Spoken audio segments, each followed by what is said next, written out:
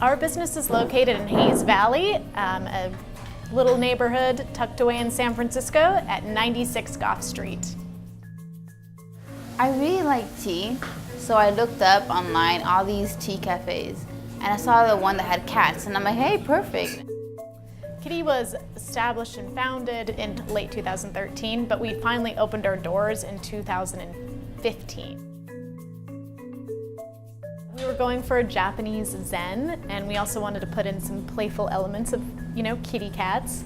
We didn't want it to be too cat-centric, and the reason for that is it takes away from the zen vibe. We just want people to have like a nice blank space to feel happy in, rather than busy. And we live in a pretty stressful, anxious world. You're always in a hurry, especially being here in the city. You're always like getting to point A to point B. A lot of people can't have pets as well in the city, so they're coming here to get their pet fix. Back at home, before I went to college, I did have a cat. But here in San Francisco, we can't have pets. So I come here instead. Seeing like cats sleeping everywhere makes you a bit tired, and so it just relaxes you. I think that cats have that effect. They really do. They're non-judgmental and they'll give you love. When you go to a regular cafe, there's a lot of frenetic energy there.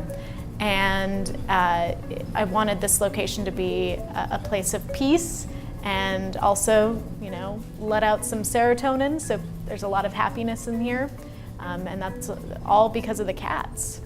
There's research about animals bringing down our blood pressure, calming us.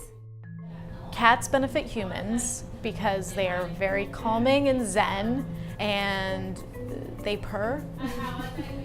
There are a lot of health benefits to a purr. Cats and animals having pets around, just the soothingness of petting them and kind of the interaction you can have with them can calm you, and you can have a calming effect on them too.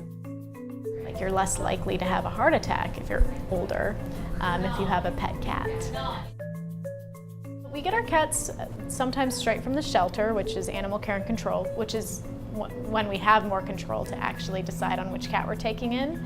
But we usually work with Wonder Cat Rescue or Tony's Kitty Rescue, and those are small rescues in the city. Cat cafes are a great adoption resource to help, cut the number of euthanasia that's happening around the country, and also to give to educate people. A lot of kittens are euthanized during kitten season, so if they have a lot of overflow in the shelter, they'll try to bring kittens here. We're not a rescue and we're not a shelter.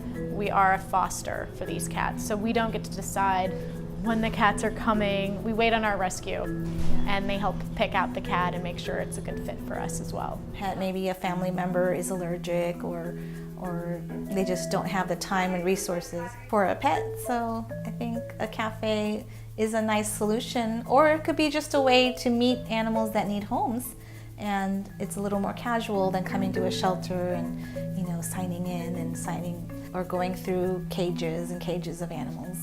I think in the nation as a whole, there are maybe almost 3 million or 2.5 million animals without homes, and maybe they're sitting in animal shelters all over the place, and some of the shelters don't have room, and they do have to make those euthanasia decisions, and they can't keep as many cats as they bring in. This is an interesting way to do it because you're engaging with people who otherwise wouldn't go to the shelter and who wouldn't go to the SPCA.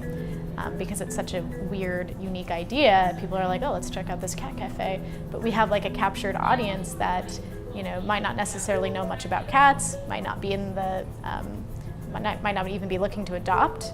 Often our adopters aren't looking to adopt. They just fall in love with a cat, and that's that.